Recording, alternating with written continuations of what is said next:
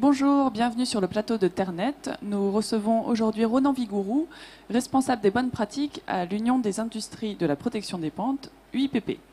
Bonjour monsieur. Bonjour. Alors, face à l'enjeu de la protection de l'utilisateur, quelles évolutions, quelles innovations, que font les industriels de la protection des plantes ? Alors, la protection des utilisateurs de produits phytopharmaceutiques est une préoccupation majeure des industriels de la protection des plantes depuis longtemps. C'est une préoccupation qui a entraîné les fabricants à faire évoluer un certain nombre de choses. Parce que quand on parle protection de l'utilisateur, on pense souvent vêtements de protection. Or, ça se passe bien en amont, en réalité.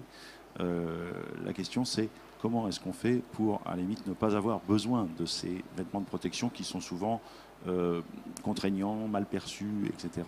Donc, ça se passe en amont, ça se passe dès la conception des produits, dès la conception des emballages. Et là-dessus, les industriels ont réalisé de très nombreuses innovations.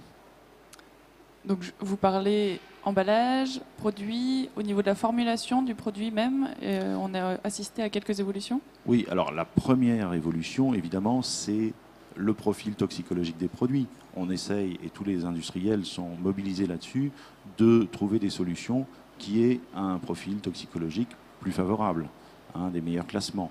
Alors bien sûr, la réglementation a aussi évolué et a poussé à une modification radicale depuis une quinzaine d'années du portefeuille de produits.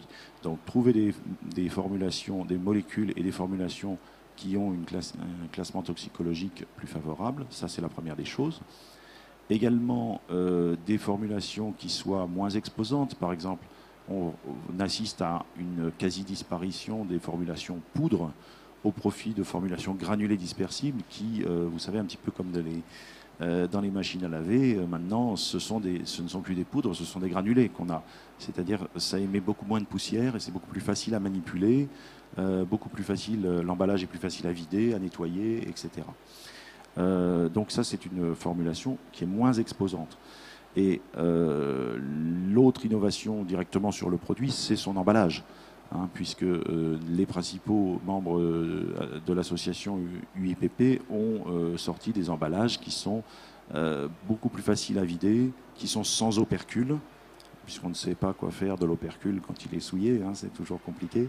Donc on a supprimé l'opercule, des emballages plus faciles à vider, à rincer. Ce qu'il faut voir, c'est que la priorité, c'est les mains. Il faut protéger d'abord les mains.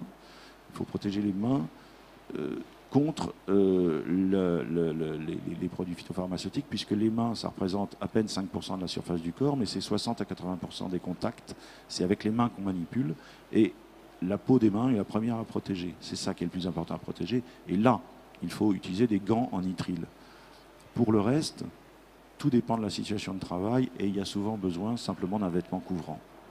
Et donc, au niveau de l'évolution des pratiques, vous avez assisté à des changements de comportement ?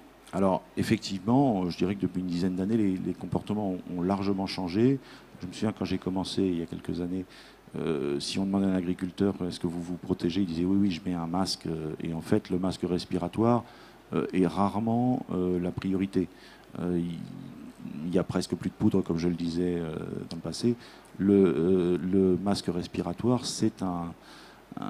c'est utile en cas de pulvérisation en milieu confiné ou tracteur sans cabine, etc.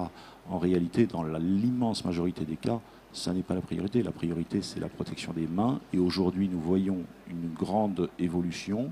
Les gens portent des gants, déclarent porter des gants au niveau de la manipulation, remplissage, préparation des produits. Et c'est ça qui est le plus important.